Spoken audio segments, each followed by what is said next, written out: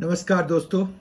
जैसा कि आप सबों को पता है कि हम जो है M&C एजुकेशन चैनल पर इम्पोर्टेंट क्वेश्चंस CBSE 2021 रिवीजन के लिए एक सीरीज चला रहे हैं।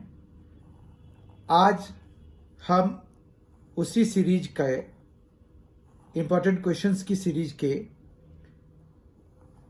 एप्लीकेशंस ऑफ डेरिवेटिव्स के क्वेश्चंस देखने जा रहे हैं। मतलब हम आज एप्लीकेशन ऑफ डेरिवेटिव्स को पहले रिवाइज करेंगे कि इसमें क्या क्या कंटेंट्स हैं, क्या क्या हमें करने हैं और क्या क्या हमें नहीं करने हैं। दोनों ही चीज़ें हमें देखना है। सबसे पहली बात कि आपको एप्लीकेशन ऑफ डेरिवेटिव्स में इंट्रोडक्शन ये तो होता ही है, ये इंटीग्रल पार्ट है। अभी तक हमने 5 चैप्टर्स कर लिए हैं, 5 चैप्टर्स को रिवाइज कर लिया है। अगर आप में से किसी ने उन 5 में से कोई वीडियो मिस किया है या 5 में से कोई नहीं देखा है तो आप ज़रूर M&C एजुकेशन के प्लेलिस्ट पर जाएं और जो मैथमेटिक्स फॉर क्लास 12th के लिए प्लेलिस्ट बना हुआ है M&C एजुकेशन चैनल पर, उसमें जाकर के आप वीडियोस देख सकते हैं। ये अपलोडेड हैं। तो 5 वीडियोस आपके ऑलरेडी आ चुके हैं और ये 5 चैप्टर्स के वीडियोज आ चुके हैं। ये 6th चैप्टर का है। तो ऐसे तो ये वीडियो नंबर 7 है, 7th वीडियो है इस सीरीज का, जिसमें कि हम CBSE 2021 का रिवीजन कर रहे हैं। उसमें हम इंपॉर्टेंट क्वेश्चंस देखते हैं। इससे पहले हम चैप्टर की थोड़ी सी ब्रीफिंग करते हैं कि क्या चीज़ें हमें करनी है और क्या चीज़ें नहीं करनी है, किस चीज़ का क्या मतलब है, उसका थोड़ा थोड़ा डिस्क्रिप्शन हम यहाँ पर करते हैं। आज का जो चैप्टर है वो चैप्टर 6th है। फर्स्ट बुक का ये आखिरी चैप्टर है। उसके बाद हमारे पास integration, application of integration, differential equation, vectors, 3 dimensional geometry, linear programming और प्रोबेबिलिटी बच जाएंगे। मतलब फिर भी हमारे पास 7 चैप्टर्स बचेंगे। वो 7 चैप्टर्स हम 15 अप्रैल से पहले करने का प्रयास करेंगे। आज जो हमने चैप्टर लिया है उसका अगर हम इंट्रोडक्शन की बात करें तो इसमें हम बेसिकली जो डेरिवेटिव हमने 5th चैप्टर में पढ़ा था, डिफरेंशिएशन जो पढ़ा था, उसके एप्लीकेशन के बारे में हम डिस्कस करेंगे। इसमें जो है हमें जो करना है वो इंक्रीजिंग एंड डिक्रीजिंग फंक्शंस करना है, टेंजेंट्स एंड नॉर्मल करना है एंड मैक्सिमा एंड मिनिमा करना है। मतलब हमें 3 टॉपिक्स ही करने हैं और 2 टॉपिक्स कट हो चुके हैं इस बारी 2021 सिलेबस के लिए। Rate of change of quantities ये नहीं पढ़ना है और अप्रोक्सीमेशंस भी हमें नहीं पढ़ना है। Rate of change of quantity मतलब एक्सरसाइज 6.1 था हमारे पास, जबकि ये 6.4 था। ये दोनों एक्सरसाइजेस डिलीट कर दिए गए हैं इस बारी के सिलेबस से, प्लस इनके रिलेटेड क्वेश्चंस जो आपको मिसलेनियस में या और भी कहीं दिखेंगे तो वो भी डिलीटेड हैं इस बारी के एग्जाम के लिए, जो कि 31 मार्च को होना प्रपोज्ड है। इंक्रीजिंग एंड डिक्रीजिंग फंक्शंस के बारे में अगर हम देखें, आप सबों को पता है, आप सबों ने बड़ी मेहनत करी है इनको जानने के लिए। तो इंक्रीजिंग और डिक्रीजिंग फंक्शंस में हमें जो बेसिकली है वो बाय द यूज ऑफ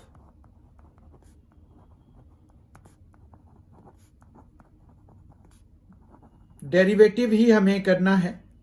तो इंक्रीजिंग एंड डिक्रीजिंग फंक्शंस में हमें कैसे पता चलेगा कि कोई भी फंक्शन इंक्रीज कर रहा है, कोई भी फंक्शन डिक्रीज कर रहा है। उससे पहले हमारे पास इंक्रीजिंग या डिक्रीजिंग 2 तरह का है। एक इसमें आएगा स्ट्रिक्टली और दूसरा आएगा सिंपली, मतलब बस ऐसे ही नॉर्मली इंक्रीज कर रहा है, डिक्रीज कर रहा है, या फिर स्ट्रिक्टली कर रहा है। तो जब आप स्ट्रिक्टली की बात करते हैं तो आपको जो भी फंक्शन दिया होगा, मान रखिए कि हमने fx एक फंक्शन लिया, उसका डिफ्रेंशिएशन कराया, वो हमें ग्रेटर देन 0 होना चाहिए स्ट्रिक्टली इंक्रीजिंग के लिए, जबकि नॉर्मली इंक्रीजिंग के लिए हमें f' greater than equal to 0, ये क्या हो जाएगा, इंक्रीजिंग के लिए हो जाएगा। ठीक है, जब ये ग्रेटर देन 0 होगा या ग्रेटर देन इक्वल टू 0 होगा, ग्रेटर देन जब 0 होगा तो स्ट्रिक्टली आ जाएगा हमारे पास, मतलब स्ट्रिक्टली इंक्रीजिंग। ठीक है, जब अगर f' ग्रेटर देन और इक्वल टू दोनों ही लगे हुए हैं तो ये इसका मतलब होगा कि इंक्रीजिंग ओनली, मतलब नॉर्मली इट विल इंक्रीज। ठीक है, इसी तरह से f' लेस देन 0 अगर हो तो वो स्ट्रिक्टली डिक्रीजिंग के लिए हमें केस बनेगा, डिक्रीजिंग आएगा, या हम कहेंगे कि फंक्शन जो है स्ट्रिक्टली डिक्रीज कर रहे हैं। और अगर f' सिंगल टाइम डिफरेंशिएशन है, ये लेस देन इक्वल टू 0 है, तो हम उसको सिंपली डिक्रीजिंग कहेंगे। ठीक है, तो इसमें क्वेश्चन जो है जिस तरह के आते हैं वो हमें एक तो क्या होगा कि फंक्शन को बताना पड़ेगा कि वो स्ट्रिक्टली इंक्रीज कर रहा है, डिक्रीज कर रहा है, या सिंपली इंक्रीज कर रहा है या डिक्रीज कर रहा है, ऐसे क्वेश्चंस आ सकते हैं। या फिर आपको जो रियल नंबर लाइन है उसको इंटरवल्स में बांटने के लिए आपको क्वेश्चन पूछ सकते हैं, जिसमें वो पूछेंगे कि find the intervals in which given function is increasing और डिक्रीजिंग, उसमें स्ट्रिक्टली भी यूज कर सकते हैं वो। तो इस तरह से हमें जो है यहाँ पर से बेसिकली दो तरह के क्वेश्चंस आ सकते हैं, एक तो शोइंग टाइप और एक dividing the given interval into सब intervals in which function is increasing और डिक्रीजिंग। ठीक है, फिर दूसरा जो इंपॉर्टेंट टॉपिक आता है जो हमें सीबीएसई 2021 के रिवीजन के दौरान करना है, वो है tangents and normal. Tangents and normal बहुत ही इंपॉर्टेंट हैं, लेकिन इसके लिए हमारे पास कुछ चीजों का पता होना जरूरी है। टेंजेंट्स एंड नॉर्मल की बात करें अगर, तो हमारे पास अगर फंक्शन दिया हुआ है तो y is equal to fx हम लिख लेते हैं। जब आप इसको डिफ्रेंशिएट कराते हैं तो आपको जो मिलता है वो मिलता है स्लोप ऑफ टेंजेंट।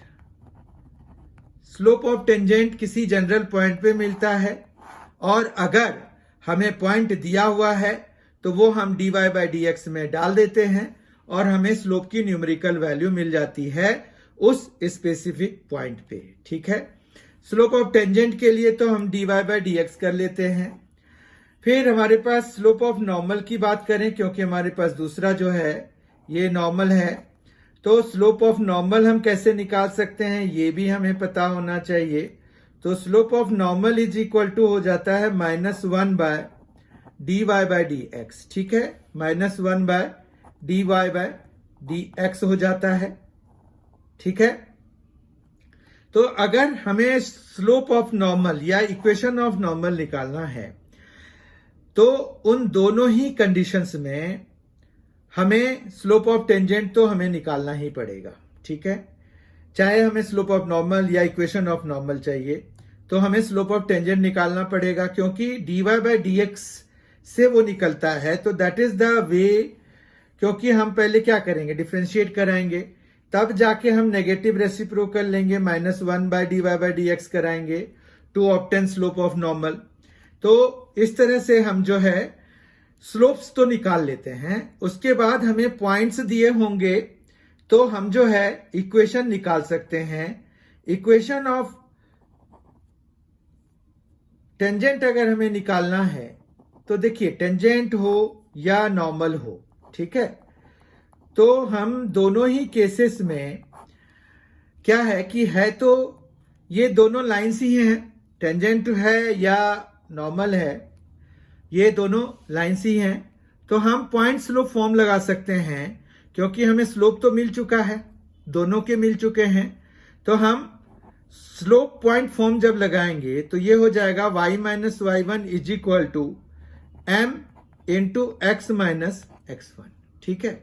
तो ये हो जाएगा हमारे पास स्लोप ऑफ टेंजेंट मिलने से, अगर हम यहां पर स्लोप ऑफ टेंजेंट यूज करेंगे तो ये इक्वेशन ऑफ टेंजेंट हो जाएगा, ठीक है। और जब अगर हम नॉर्मल की स्लोप यूज करेंगे तो हमें इक्वेशन ऑफ नॉर्मल हो जाएगा। तो ये स्लोप खाली चेंज करने से हम, और बाकी पॉइंट तो हमारा क्वेश्चन स्पेसिफिक होगा तो वो हम निकालेंगे। बहुत ध्यान से समझिए, ये पॉइंट स्लोप फॉर्म है। स्लोप जिसकी भी यूज करेंगे, नॉर्मल की करेंगे तो हमें इक्वेशन ऑफ नॉर्मल मिलेगा, टेंजेंट की करेंगे तो हमें इक्वेशन ऑफ टेंजेंट मिलेगा। पॉइंट्स हमें दिया हुआ रहेगा कि किस पॉइंट पे हमें निकालना है इक्वेशन ऑफ टेंजेंट या इक्वेशन ऑफ नॉर्मल, ठीक है। इसका जो अगला टॉपिक, जो थर्ड टॉपिक है, और यही हमें 3 टॉपिक्स करने हैं, तो ये थर्ड टॉपिक है हमारे पास maxima and minima. Maxima minima थोड़ा वास्ट है, लेकिन अगर हम ब्रीफ में करें तो हमारे पास 2 तरह के टेस्ट थे। टेस्ट करते थे हम मैक्सिमा और मिनिमा के लिए। तो इसमें क्या हमारे पास टेस्ट का प्रोसीजर है वो अगर हम देखें तो फंक्शन को हम लेते हैं f(x), ठीक है। उसके बाद हम इसको डिफ्रेंशिएट करा देते हैं f'(x) और इक्वल टू 0 करा देते हैं। इससे हमें x की कुछ वैल्यूज मिल जाती है। सपोज कि हमें x1, x2, x3 etcetera value मिल जाती है। फिर जो है हम नंबर लाइन बनाते हैं, नंबर लाइन बनाते हैं और यहां पर हम साइन ऑफ f'(x) ले लेते हैं, साइन ऑफ f'(x) ले लेते हैं। और ये जो हमें x1, x2, x3 आए हैं उनको हम according to their positions mark कर देते हैं, ठीक है। फिर मान रखिए कि आपके पास x3 से जब बड़ी वैल्यू हम लेते हैं और f'(x) में डालते हैं तो हमें जो है वो मिलता है पॉजिटिव साइन, साइन पॉजिटिव मिल जाता है। फिर x2 और x3 में भी हमें जब चेक किया तो माइनस मिल गया। फिर x1 और x2 के बीच का कोई नंबर लिया, वो हमने x की जगह पे f'(x) में डाला और हमें साइन चेंज नहीं हुआ, यानी कि माइनस ही रह गया। और फिर x1 से जब नीचे की तरफ गए माइनस इन्फिनिटी की तरफ, तो एक्चुअली यहाँ पर माइनस इन्फिनिटी और यहाँ पर इन्फिनिटी होता है, तो माइनस इन्फिनिटी और x1 के बीच की कोई वैल्यू लेके हम जब f'(x) में डालते हैं तो वो पॉजिटिव आ रहा है। तो इसका मतलब ये हुआ कि ये जो है, देखिए इस टेक्निक का यूज जो है हम इंक्रीजिंग एंड डिक्रीजिंग फंक्शंस के डिसीजन के लिए भी करते हैं। इसमें क्या हुआ कि माइनस इन्फिनिटी से x1 के बीच में फंक्शन इंक्रीज कर रहा है, ठीक है। x1 से x2 के बीच में फंक्शन डिक्रीज कर रहा है, x2 से x3 के बीच में भी ये डिक्रीज ही करता रह गया, और x3 से जब बड़ी वैल्यू ले रहे हैं तो फंक्शन जो है इंक्रीज कर रहा है। तो इसका मतलब अगर हम इंक्रीजिंग को इस तरह से दिखा दें, इंक्रीज होते हुए ये डिक्रीज कर रहा है, तो ये जो है यहां पर पीक बन रहा है, तो ये जो है पॉइंट ऑफ लोकल मैक्सिमा हो जाता है, ठीक है।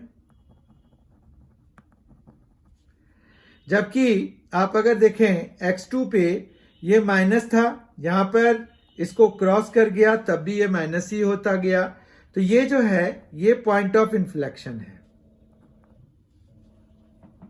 ये पॉइंट ऑफ इन्फ्लेक्शन कह सकते हैं हम।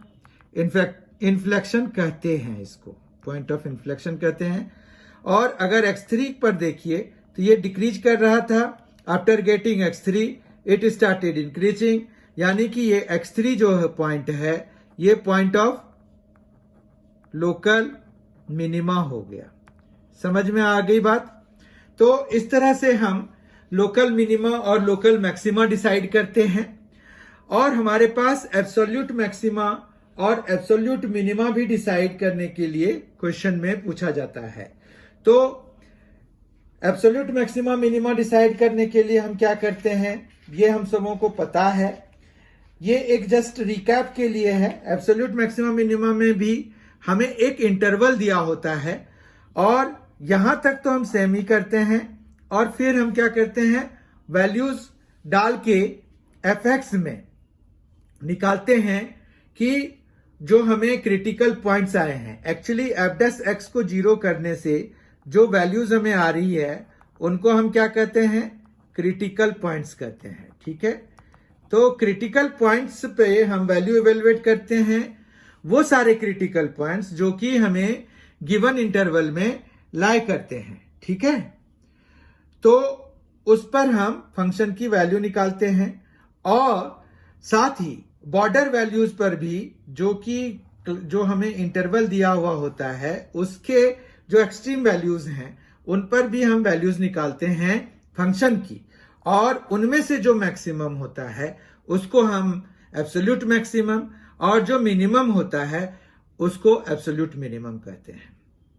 ठीक है, ये जो अभी टेस्ट हमने कंसीडर किया मैक्सिमा मिनिमा के लिए, इसको हम फर्स्ट डेरिवेटिव टेस्ट कहते हैं। ठीक है, ये this is first derivative test. Second derivative test में हम यहां पर आने के बाद एक बारी और डिफरेंशिएट करा देते हैं और फिर हम जो है f(x1), f(x2), f"(x1) जैसे निकाला। अगर इसकी साइन हमारे पास क्या आया, लेस देन 0 आया मान रखिए, तो x1 जो है वहां पर पॉइंट ऑफ लोकल मैक्सिमा हो जाएगा, यहां उल्टा होता है। ठीक है, ध्यान रखिए, ये आपको ध्यान होगा भी। इसी तरह से डबल डिफरेंशिएशन करने के बाद मान रखिए कि x2 की वैल्यू ग्रेटर देन 0 आ रही है, तो ये लोकल मिनिमा वाला पॉइंट हो जाता है।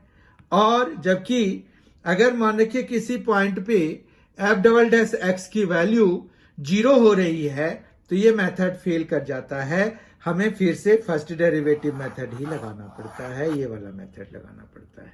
आई होप आपको ये चीजें पता होंगी, और नहीं पता है तो आप जो है MNC एजुकेशन के playlist mathematics for class 12th पे जाइए, वहां पर एप्लीकेशन ऑफ डेरिवेटिव्स चैप्टर के इन सभी सेक्शंस के वीडियोस अलग अलग बने हुए हैं विद सॉल्व्ड एग्जाम्पल, तो आपको वहां पर से अच्छी तरह से समझ में आ जाएंगी चीजें। और अगर फिर भी कोई प्रॉब्लम आती है तो आप जो है कमेंट बॉक्स में अपने प्रॉब्लम्स को जरूर शेयर करें, हम उन्हें दूर करने का प्रयास करेंगे, कोशिश करेंगे कि अर्लीस्ट पॉसिबल टाइम में हम जो है आपके प्रॉब्लम्स को एड्रेस कर पाए। आइए अब कुछ सॉल्व्ड क्वेश्चंस देखते हैं जो कि बहुत ही इंपॉर्टेंट हैं, जो कि मैंने सेलेक्ट किया है 2021 के को देखते हुए जो इंपॉर्टेंट क्वेश्चंस हो सकते थे उनमें से कुछ क्वेश्चंस हम अभी डिस्कस करेंगे। बाकी जो हम क्वेश्चंस डिस्कस करेंगे वो असॉर्टेड बैग में हम करेंगे। असॉर्टेड वाला सेट जो है आपको मई के लास्ट वीक में जस्ट बिफोर द एग्जामिनेशन मिलेगा। अभी हम जो है चैप्टर वाइज कर रहे हैं, तो चैप्टर वाइज हम कोशिश करते हैं कि 15 अप्रैल तक पूरा हो जाए, पर अगर इन केस नहीं हो पाएगा तो 20 अप्रैल तक हम इसको कोशिश करेंगे कि पूरा हो जाए, पर इन्हें हमें किसी भी तरीके से पूरा करना है। आज 6 चैप्टर है, ये वीडियो नंबर 7 है, और हम जो है कोशिश करेंगे कि अब इसकी फ्रीक्वेंसी थोड़ी बढ़ा करके जितना जल्दी हो आप सबों को वो ऑल 13 जो चैप्टर्स हैं उन सभी को रिवीजन के लिए जो ये चैप्टर वाइज है, और विद क्वेश्चंस, सॉल्व्ड क्वेश्चन जो बहुत इंपॉर्टेंट हैं from 2021 CBSE board examination point of view, तो वो भी हम इस वीडियो में इंक्लूड करके आपके सामने में रखें। आइए कुछ क्वेश्चन सॉल्व करते हैं। क्वेश्चन नंबर 1 देखिए, prove that the function f given by fx is equal to x³ minus 3x square plus 3x minus 100 is increasing in r। Prove that function f given by fx is equal to x³ minus 3x square plus 3x minus 100 is increasing on r, increasing in r या on r। तो यहां पर r का क्या significance है ये समझने की जरूरत है। तो ये जो है रियल नंबर के बारे में कह रहे हैं कि जितने भी रियल नंबर हैं उनके लिए ये फंक्शन जो है हमारा क्या हो रहा है, इंक्रीजिंग हो रहा है, ये हमें दिखाना है। ठीक है, तो इसके लिए हम करेंगे क्या, ये बहुत ही इंपॉर्टेंट क्वेश्चन है, इस तरह के क्वेश्चन पहले भी आ चुके हैं। इसमें हमें करना क्या होता है, f x is equal to आपको क्या दिया हुआ है, x cube minus 3x square plus 3x minus 100 दिया हुआ है। आप एफ डैश एक्स करिए, वो हो जाएगा 3x square minus 6x plus 3। अब हमें किसी तरह से ये दिखाना है कि हम चाहे कोई भी रियल नंबर ले ले, ये हमेशा ग्रेटर देन इक्वल टू 0 होगा। तो इसके लिए हम एक काम कर सकते हैं, देखिए यहां पर 3 जो है हम कॉमन ले सकते हैं, सब में से आ रहा है 3 है, 6 है, 3 है, तो 3 हमारा कॉमन आ जाएगा। ठीक है बात, 3 कॉमन लेने के बाद we will left with x square minus 2x plus 1। ठीक है, अब इसको फिर और फर्दर हम क्या लिख सकते हैं, 3x माइनस 1 का होल स्क्वायर। देखिए ये x square minus 2x plus 1 क्या है, x माइनस 1 का होल स्क्वायर है। नाउ 3 इंटू एक्स माइनस 1 का होल स्क्वायर जो है ये हमेशा ग्रेटर देन 0 होगा for all x belonging to the set of real numbers. क्योंकि आप जो भी वैल्यू लेंगे, मान रखिए कि आपने वैल्यू ले लिया x की 1, तो ये 0 हो जाएगा। बाकी आप जो भी लेंगे, 2 लेंगे तो 1 स्क्वायर यानी कि आपका क्या हो जाएगा, 1 हो जाएगा, जो कि ग्रेटर देन 0 आएगा। 2 लेंगे, 3 लेंगे, तो कुछ भी लेंगे पॉजिटिव ही आएगा। ऐसे भी स्क्वायर है, आप माइनस में भी लेते हैं, अगर मान रखिए कि आपने -1 ले लिया x की वैल्यू, तो -1 तो -2 हो गया। -2 का स्क्वायर कराएंगे तो 4 आएगा, जो कि ग्रेटर देन 0 है। और 0 कब आएगा, जब x इज इक्वल टू 0 लेंगे। ठीक है, इतना समझ में आ गया। तो this implies f dash x is greater than equal to 0 for all x belonging to r। तो so f x is increasing on R, the set of real number. Proved हो गया, इसे हमें प्रूव करना था। आपको अगर ये पेपर में आता है तो आप भी इसी तरह से करेंगे। क्वेश्चन नंबर 2 देखते हैं। क्वेश्चन नंबर 2 है, find the equation of all lines having slope 2 and being tangent to the curve y plus 2 by x minus 3 whole x 2 by x minus 3 is equal to 0। यहां पर क्या है कि एक curve की इक्वेशन दी हुई है, हमें इक्वेशन ऑफ ऑल लाइंस निकालनी है जिसकी की स्लोप 2 है और वो टेंजेंट है। मतलब हमें क्या करना है, 2 स्लोप वाले टेंजेंट्स बनाने हैं इस कर्व पे। क्वेश्चन सीधा सा है। अब इसमें हम करेंगे क्या, यहां पर कर्व की इक्वेशन है y plus 2 by x minus 3 is equal to 0। तो अगर हम dy बाय dx कराएंगे तो हमें मिलेगा, समझ पा रहे हैं, dy by dx is equal to -2 by x minus 3 whole square हो जाएगा। तो यह आ जाएगा dy by dx is equal to 2 by x minus 3 का होल स्क्वायर। ठीक है, अब जो है हमें स्लोप 2 चाहिए टेंजेंट का, ये भी टेंजेंट का ही स्लोप है, यानी कि ये जो आया है इसको हमें 2 से इक्वेट कराना पड़ेगा। तो ये आ जाएगा 1 बाय एक्स माइनस 3 का whole square is equal to 1। ठीक है, तो ये आ गया x minus 3 whole square is equal to 1।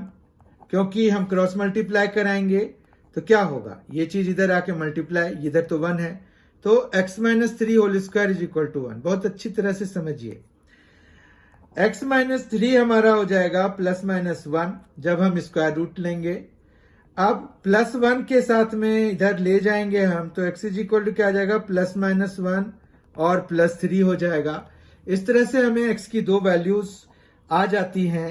x is equal to एक तो प्लस 1 प्लस 3 तो 4 हो जाएगा, -1 प्लस 3 तो 2 हो जाएगा। ठीक है, तो x की 2 वैल्यूज आ गई। अब y की 2 वैल्यूज हमें निकालनी है, तो यहां पर लगे हाथ y की वैल्यू निकाल लेते हैं। हमें जो कर्व है वो है y plus 2 by x minus 3।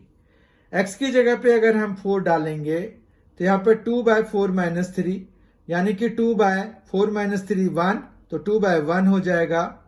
y + 1 = 0 हो जाएगा, तो y = -1 हो जाएगा। यानी कि 4 के लिए हमें क्या मिल रहा है, -1 मिल रहा है। बहुत ध्यान से समझिए। फिर जब हम 2 डालेंगे तो यहाँ पर 2/2 - 3, 2 - 3 is -1, 2/-1 is -2, तो y -2 = 0, तो y = 2। ठीक है। therefore points at which tangent has slope to r, एक तो हुआ 4 - 1, देखिए ये पॉइंट्स ऐसे बनेंगे ऐसे। ठीक है। तो एक क्या आया, 4 - 1 आया, और दूसरा आया 2,2। ठीक है। अब हमें दोनों पर इक्वेशन निकालना है। हमने पॉइंट निकाल लिया, स्लोप हमें दिया हुआ है 2। स्लोप कैसे पता चला, दिया हुआ है 2। तो therefore required equations of tangents are क्या होगा, y + 1 = 2 × x - 4, एक तो ये आएगा। दूसरा आएगा y - 2, ये = 2 × x - 2। ठीक है। इसको जब हम सिंप्लीफाई करेंगे तो y + 1 = 2x - 8 आएगा। जबकि इसको कराएंगे अगर तो y - 2 = 2x - 4 आएगा। इसको फिर फर्दर सॉल्व कर लेते हैं तो ये आ जाएगा 2x - y - 9 = 0। ये कहां जा रहा है,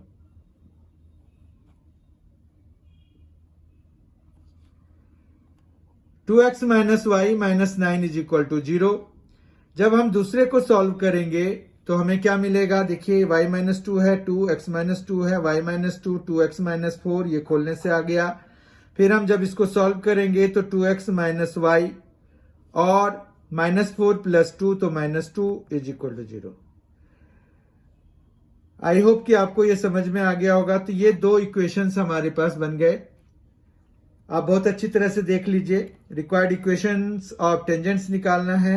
r y + 1 = 2 × x - 4, y + 1 2x - 8, 2x - y - 9 = 0, y - 2 तो 2x - 2 y - 2, ये खोला और हमें इस तरह से इक्वेशंस प्राप्त हुए। अगला क्वेश्चन देखते हैं। Question number 3, prove that the radius of the right circular cylinder of greatest curved surface area which can be inscribed in a given cone is half of that of the cone. Very important question है ये। यहां पर हमें क्या करना है, radius of right circular cylinder पता करना है जिसका कि कर्व्ड सरफेस एरिया ग्रेटेस्ट है, मैक्सिमम है, which can be inscribed in a given cone, एक कॉन में इंस्क्राइब किया जा रहा है, तो वो half of that of the cone है, radius of the right circular cylinder, जिसको कि किस में इंस्क्राइब किया गया है, कॉन में इंस्क्राइब किया गया है। तो इसका जो फिगर बनेगा ये कुछ इस तरह का बनेगा।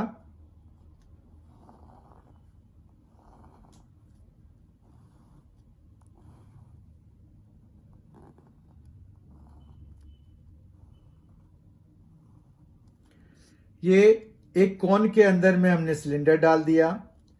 अब जो है हम कॉन चूंकि गिवन है, गिवन कॉन है, inscribed in a given cone, you can see, तो उसके सारी चीजों को हम बड़ा कैपिटल मानेंगे, बड़े लेटर्स में मानेंगे। मतलब जैसे रेडियस है, उसके कॉन के रेडियस को हम कैपिटल आर सपोज करेंगे, कॉन की हाइट को हम कैपिटल एच सपोज करेंगे। ठीक है। जबकि हम सिलेंडर के रेडियस को आर और सिलेंडर के हाइट को हम स्मॉल आर और स्मॉल एच सपोज करेंगे। ठीक है। फिर यहां पर क्या है कि हमें प्रूफ जो करना है वो है कि ये आर जो स्मॉल आर है वो कैपिटल R/2 है, half of that of the cone. ठीक है, ये देखिए। तो ये क्वेश्चन आपको पढ़ के अच्छी तरह से समझने की जरूरत है, बाकी इसमें कोई खास चीज होती नहीं है, ठीक है। तो अब जैसे देखिए हमें यहां पर करना क्या है, किसको ग्रेटेस्ट बनाना है, कर्व्ड सरफेस एरिया को। किसके कर्व्ड सरफेस एरिया को? राइट सर्कुलर सिलेंडर के कर्व्ड सरफेस एरिया को मैक्सिमम बनाना है। तो हम जो है curved surface area CSA, curved surface area of cylinder लिखेंगे, जो कि होता है 2 पाई आर एच, ठीक है। क्योंकि हमने सिलेंडर के लिए स्मॉल लेटर्स यूज किया है, तो CSA हो जाएगा 2 पाई आर एच, मतलब कर्व्ड सरफेस एरिया इसका ये आ गया। अब हमें जो करना है वो ये है कि मान रखिए कि CSA की जगह हम A यूज कर लेते हैं, जिसको कि हमें मैक्सिमाइज या मिनिमाइज कराना होता है। और यहां पर चूंकि हमें क्या चाहिए, ग्रेटेस्ट चाहिए, तो हम इसको क्या कराएंगे, मैक्सिमाइज कराएंगे, राइट। लेकिन प्रॉब्लम यह है कि हमारे राइट हैंड साइड में जो है 2 वेरिएबल्स हैं यहां पर, ठीक है, जबकि हमें क्या चाहिए, सिंगल वेरिएबल चाहिए। तो अब इन 2 वेरिएबल्स को सिंगल वेरिएबल चाहिए, तो वो कैसे होगा, उसके लिए हमें रिलेशनशिप चाहिए होगा। तो यहां पर हम ABCDE इस तरह से ट्रायंगल्स के, जो ये देखिए ये एक ट्रायंगल है और एक ट्रायंगल ये है, इन दोनों को हम मार्क कर देते हैं। ये देखिए एक ट्रायंगल है, तो यहां पर ट्रायंगल ABC जो है वो सिमिलर टू ट्रायंगल ADE है। ऐसा क्यों है, बाय AA, ठीक है। ये कैसे, आप ये देखिए ये तो कॉमन ही है दोनों में, ये आप 90 ले लीजिए, कोई प्रॉब्लम नहीं है, या फिर ये इसके पैरेलल है, तो ये आपका करस्पॉन्डिंग एंगल्स हो जाएगा। तो AAA सिमिलरिटी या AA से भी हमारा सिमिलर हो जाता है 2 ट्रायंगल्स प्रूव्ड। तो वही हमने किया, यहां पर AA से ये दोनों सिमिलर हो गए। अब सिमिलर हो जाने से क्या हुआ कि हम AB बाय ये जो इसकी ये वाली साइड है, तो हम AB बाय AD ले लेंगे और is equal to BC by DE ले लेंगे, ठीक है। BC बाय DE ले लेंगे, कोई प्रॉब्लम नहीं है। अब यहां पर अगर हम देखें तो AB हम कैसे निकाल सकते हैं, AB की लेंथ हमारे पास कितनी होगी, AB ये है, तो ये यहां से यहां तक तो कैपिटल H है और यहां से यहां तक स्मॉल h है। तो ये वाला जो पोर्शन है AB का, वो हम capital H minus small h ले सकते हैं। तो हम AB की जगह capital H minus small h लिखेंगे, ठीक है, capital H minus small h लिखेंगे। फिर हम ये देखेंगे कि AD की जगह हम क्या लिख सकते हैं, तो AD तो पूरा ही है, कैपिटल H ही है। BC देखिए स्मॉल r है और DE हमें कैपिटल R है। अब हमें यहां पर चूंकि रेडियस निकालना है और उनको कंपेयर कराना है, तो हम जो है यहां पर R रखने का प्रयास करेंगे और ये जो स्मॉल h है उसको सब्स्टिट्यूट करेंगे, ठीक है। तो यानी कि यहां से हमें स्मॉल h निकालना बेनिफिशियल होगा। तो उसके लिए हम एक काम करते हैं, ये जो अपॉन h है इसको डिस्ट्रीब्यूट करके कुछ इस तरह से लिख देते हैं। ये h बाय h लिख दिया, फिर माइनस और फिर h बाय h लिख दिया, ठीक है। और ये है r बाय r, कोई प्रॉब्लम नहीं है। h बाय h कैंसिल होके यहां पर हमें 1 मिल जाएगा और हम क्या करेंगे, 1 माइनस r बाय r, मतलब हम इसको इधर लेफ्ट हैंड साइड ले आए और h बाय h को दूसरी साइड लेके चले गए, ठीक है। अब हम क्या करेंगे, इस h को भी उधर ले जाएंगे, तो ये आ जाएगा h 1 minus r by r और ये इक्वल टू h हो जाएगा, कोई प्रॉब्लम नहीं है यहां पर। अब हम ये वाला h इसमें यहां पर डाल देंगे, ये देखिए ये h इस पे डाल देंगे, तो this implies a is equal to क्या हो जाएगा, 2 पाई r तो है ही हमारे पास, और ये हो जाएगा h into 1 minus r by capital R, मतलब small r by capital R। ये हमारा फंक्शन बन गया, समझ में आ रही बात, कोई प्रॉब्लम नहीं है। अब जो है ए इज इक्वल टू क्या आ गया, 2 pi r h minus h r by r. ठीक है, ये एच हमने अंदर मल्टीप्लाई करा दिया, 1 से जब कराया तो ये एच आ गया, जब आर बाय आर से कराया तो एच आर बाय आर आ गया। ठीक है, यहां तक कोई प्रॉब्लम नहीं है। ए इज इक्वल टू यहां पर 2 पाई हो गया r h minus h r square by r हो जाएगा। ठीक है, अब हमें एक फंक्शन मिल चुका है जिसमें कि राइट हैंड साइड में सिर्फ एक ही वेरिएबल है जो कि स्मॉल आर से डिनोटेड है, बाकी कैपिटल एच जो है वो तो आपका वेरिएबल नहीं है। ठीक है, तो इस तरह से अब ये सुटेबल हो गया डिफरेंशिएशन के लिए। तो हम इसको अब डिफरेंशिएट कराएंगे, ए डैश निकालेंगे, ये आ गया 2 पाई आर के रिस्पेक्ट में हम करा रहे हैं। ठीक है, तो यहां आर एच है तो यहां एच बचा रह जाएगा, जबकि ये आ जाएगा 2h r बाय आर। ठीक है, इतना समझ में आ गया होगा। फिर हम इसको इक्वल टू 0 करा देते हैं, गिव्स, ये हम क्रिटिकल पॉइंट निकालने के लिए करते हैं। तो यहां पर देखिए 2 pi h minus 2h r by r equal to अगर 0 हो गया है तो इसका मतलब तो ये हो गया कि 2 पाई उधर जाके 0 हो जाएगा, ये h is equal to 2h r by r हो जाएगा। फिर ये कैपिटल H दोनों कैंसिल करा सकते हैं, बहुत ध्यान से देखिए। अब जो है यहां से अगर स्मॉल r की वैल्यू निकालेंगे तो इसको यहां छोड़ दीजिए, ये r इधर चला जाएगा, अपॉन में 2 आ जाएगा, तो ये r बाय 2 आ गया। यही है जो कि हमें प्रूव करना है, लेकिन हमें जो है ये दिखाना पड़ेगा क्योंकि ये क्रिटिकल पॉइंट है।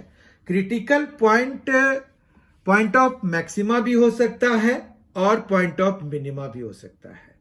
तो ये क्या है, हमें जो इंटेंडेड है, जैसे यहां ग्रेटेस्ट कर्व सरफेस चाहिए था तो उसके लिए हमें मैक्सिमम चाहिए इस r की वैल्यू के लिए, तो a की वैल्यू, उसके लिए हम डबल डिफरेंशिएशन टेस्ट लगाते हैं। a डबल डैश करिए 2 पाई और ये h भी बाहर निकाल दीजिए, यहां पर फिर 1 बचेगा जिसका डिफरेंशिएशन 0 हो जाएगा, माइनस 2r बाय आर है तो 2 बाय आर हो जाएगा क्योंकि हम r के रिस्पेक्ट में डिफरेंशिएट कर रहे हैं। ठीक है, इस तरह से ये आ जाएगा minus 4 pi h by r और ये लेस देन 0 हो जाएगा। ठीक है, समझ में आया।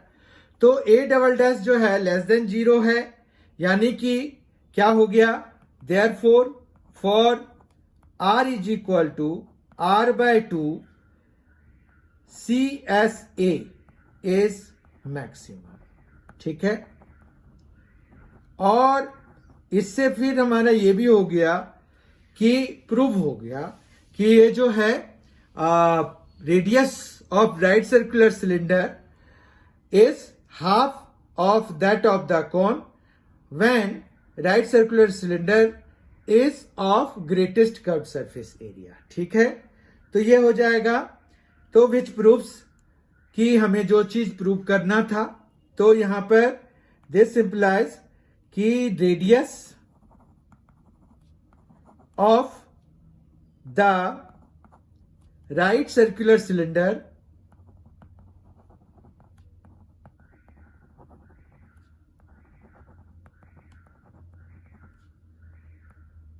of greatest curved surface area which can be inscribed in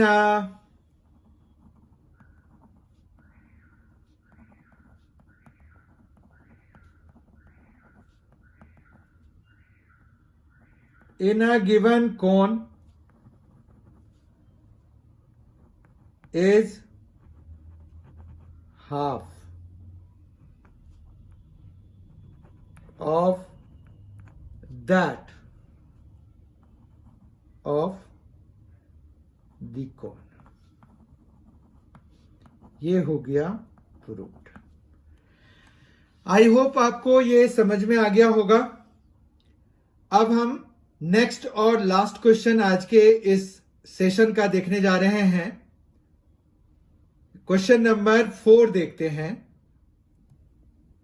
question number 4 है find the equation of the normal to the curve x square is equal to 4y which passes through the point 1 2. Also write the corresponding equation of the tangent. तो हमें यहां पर क्या करना है, equation of the normal to the curve निकालना है जो कि पासेस थ्रू द पॉइंट 1 2. अब देखिए अगर आप इन दोनों को वैल्यूज लगाएंगे तो आप देख सकते हैं कि 1 2 इस पे लाई नहीं कर रहा है.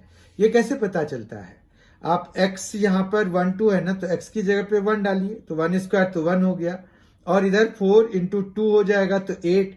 क्या 1 8 के बराबर होता है? नहीं होता है. यानी कि जो पॉइंट हमने, जिस पॉइंट का कोऑर्डिनेट हमने उस कर्व के इक्वेशन में डाला है वो सेटिस्फाई नहीं कर रहा है. वो पॉइंट का कोऑर्डिनेट उस कर्व के इक्वेशन को सेटिस्फाई नहीं कर पा रहा है, यानी कि वो पॉइंट उस कर्व पे लाई नहीं कर रहा है. ठीक है, इतना समझ में आ गया होगा. तो हमें जो है लेकिन इक्वेशन ऑफ नॉर्मल निकालना है जो कि इस पर से पास कर रहा हो. अगर इस क्वेश्चन को ध्यान से समझने का प्रयास करें तो ये यही बता रहे हैं कि आपके पास यहाँ पर एक जैसे कर्व है, तो ये जो है x square is equal to 4y एक कर्व हो गया. अब 1 2 कोई पॉइंट है यहाँ पर, मान रखिए कि 1 2 हमारा यहाँ पर होगा. ये 1 अगर हम ले लें तो 1 2 यहाँ पर एक पॉइंट है. ये कह रहे हैं कि यहाँ पर एक ऐसा नॉर्मल बनाइए जो कि नॉर्मल कैसे बनता है. एक तो पहले उसके लिए टेंजेंट की जरूरत होती है, उस पर 90 डिग्री बनाइए. तो ये जो है जब एक्सटेंड करें तो ये 1 2 से पास करें. ठीक है, मतलब हमें इस वाले की इक्वेशन बनानी है, इक्वेशन ऑफ नॉर्मल बनानी है. अब इस तरह के और भी पॉइंट्स हो सकते हैं जहां पर कि नॉर्मल जो है इसके थ्रू पास कर सकता है. यहां पर भी देखिए एक ऑब्वियस सा पॉइंट हमें मिल रहा है. ठीक है, और भी पॉइंट्स हो सकते हैं. एक्चुअली 3 पॉइंट्स होते हैं ऐसे जहां पर कि जब हम नॉर्मल बनाते हैं तो वो किसी एक स्पेसिफिक पॉइंट से पास कर रहा होता है, किसी भी पैराबोला की केस में. ठीक है, तो ये तो कंसेप्चुअल चीज है कि मैंने बता दिया 3, पर हम देखते हैं कितने निकलते हैं हमारे से. यहां पर x square is equal to 4y दिया हुआ है, इसको डिफ्रेंशिएट करा दीजिए. 2x is equal to 4 into d y by d x हो जाएगा. तो ये आ जाएगा d y by d x is equal to 2x by 4 या फिर x बाय 2.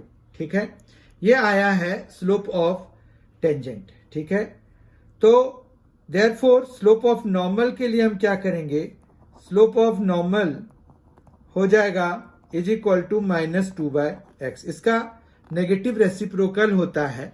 x बाय 2 का नेगेटिव रेसिप्रोकल क्या होगा, -2 बाय एक्स. ठीक है, तो ये स्लोप ऑफ नॉर्मल हमें मिल गया. Let the point be h, k at which tangent drawn passes through the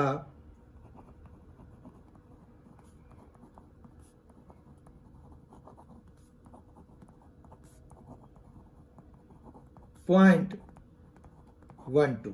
ठीक है, let the point B h k. Point जो कर्व पे हम ले रहे हैं वो एच के ले लेते हैं. एट विच tangent drawn passes through, actually हमें टेंजेंट नहीं निकालना है, यहां पर नॉर्मल ड्रॉन लिखेंगे हम. ठीक है, तो normal drawn passes through the point 1 2. हमें एक्चुअली नॉर्मल निकालना है. ठीक है, यहां देखिए हमें नॉर्मल निकालना है.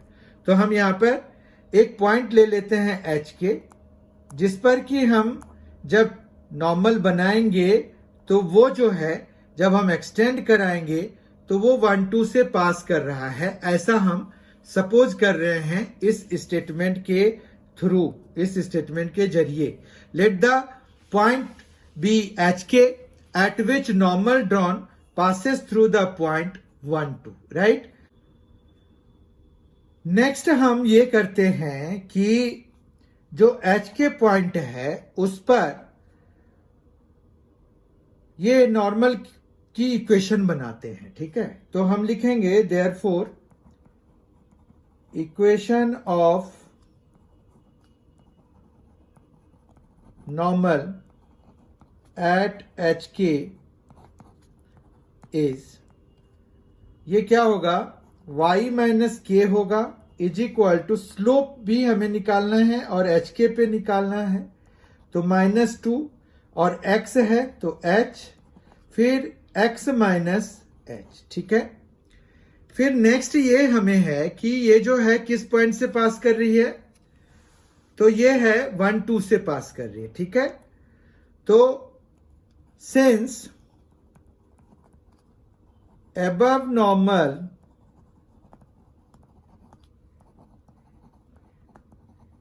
passes through 1 2,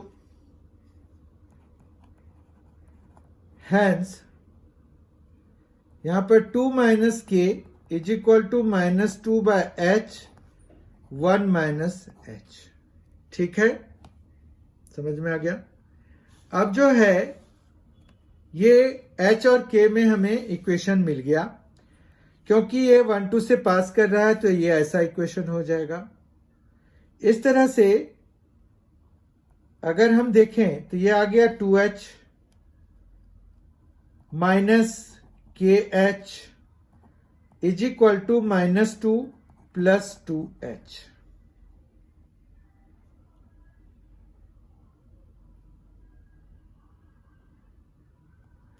फिर हम जो है 2h और 2h कैंसिल करा सकते हैं, तो बेसिकली और ये माइनस भी कैंसिल होके ये के एच इज इक्वल टू 2 हो जाएगा। ठीक है, फिर हम जो है यहां पर और क्या करेंगे, तो यहां पर नेक्स्ट हम ये करेंगे कि एच के जो है गिवन कर्व पे लाई कर रहा है, also h k lies on the given curve, hence इसको सेटिस्फाई करेगा तो h square is equal to 4k हो जाएगा। अब जो है हम इन दोनों को सॉल्व करके h और k की वैल्यू निकालेंगे। ठीक है, solving equations 1 and 2, solving equations 1 and 2 we obtain। तो यहां पर कैसे सॉल्व करेंगे, तो k की वैल्यू हम यहां पर से 2 बाय h डाल लेंगे, तो h square is equal to 4 into k की जगह पे यहां से 2 बाय h डाल लेते हैं, तो ये हो जाएगा h cube is equal to 8, तो h इज इक्वल टू क्या आ जाएगा, 2 आ जाएगा। ठीक है, तो हमें यहां पर 2 मिल गया h की वैल्यू, और k की वैल्यू मिल जाएगी यहां से, क्या मिल जाएगी, h अगर 2 है तो k की वैल्यू 1। तो अब जो है h और k की वैल्यूज को हम लगा देंगे तो हमें इक्वेशन मिल जाएगा। तो वो कैसे, therefore required equation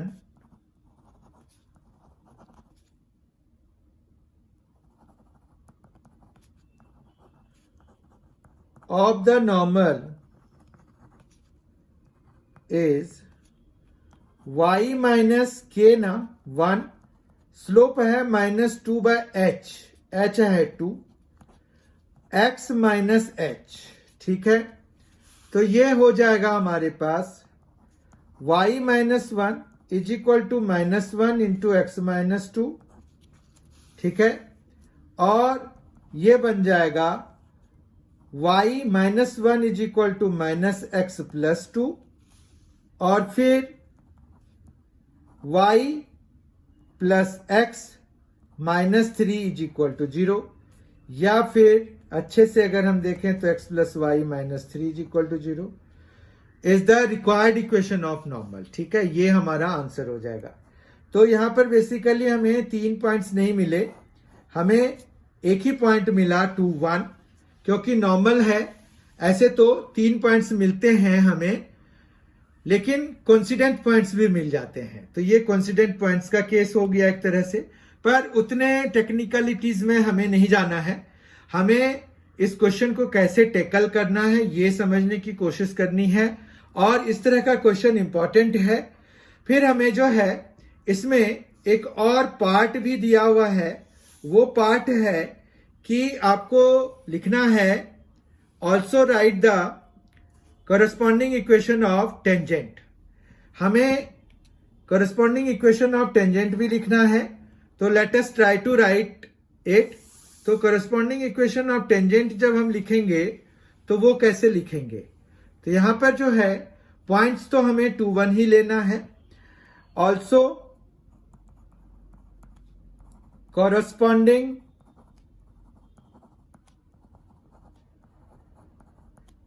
equation of tangent is y minus 1, क्योंकि k हम माइनस करते हैं ना, तो यहां पर h आया है 2, k आया है 1, और स्लोप ऑफ नॉर्मल है हमारा -1। तो स्लोप ऑफ टेंजेंट कितना हो जाएगा, देखिए स्लोप ऑफ नॉर्मल है -1, तो हमें स्लोप ऑफ टेंजेंट कितना आ जाएगा, इसका नेगेटिव रेसिप्रोकल यानी कि 1 आ जाएगा। -1 का नेगेटिव रेसिप्रोकल यानी कि -1/-1, तो 1 हो गया, जो कि स्लोप ऑफ टेंजेंट हो जाएगा। दोनों एक दूसरे के नेगेटिव रेसिप्रोकल होते हैं। और x-2, मतलब यहां पर जो है सिर्फ आप स्लोप चेंज करिए, ये स्लोप ऑफ नॉर्मल है, इसकी जगह स्लोप ऑफ टेंजेंट यूज करिए, आपको इक्वेशन ऑफ टेंजेंट मिल जाएगी। ठीक है, और इस तरह से y माइनस, यहां करस्पॉन्डिंग इक्वेशन ऑफ टेंजेंट हम लिख रहे हैं, y-1 is equal to x-2, और ये आ जाएगा x-y, और ये आ जाएगा -1 इज इक्वल टू 0। समझ में आई बात? तो ये इस तरह से हमने करस्पॉन्डिंग इक्वेशन ऑफ टेंजेंट भी लिख दिया, और ये भी हमारा एक आंसर है। एक आंसर है हमारा इक्वेशन ऑफ टेंजेंट का, नॉर्मल का, जो कि हमने निकाला, और फिर हमने करस्पॉन्डिंग इक्वेशन ऑफ टेंजेंट भी यहां पर लिखा। इस तरह से ये अब हम आज के सेशन के अंत पे पहुंच गए हैं। बहुत ही जल्द मैं आपके सामने में इसका अगला सेट, जिसमें कि हम इंटीग्रेशन के कंसेप्ट्स और कुछ इंपॉर्टेंट क्वेश्चंस डिस्कस करेंगे, वो लेकर मैं आपके सामने में बहुत जल्दी ही आऊंगा। तब तक के लिए थैंक यू सो मच।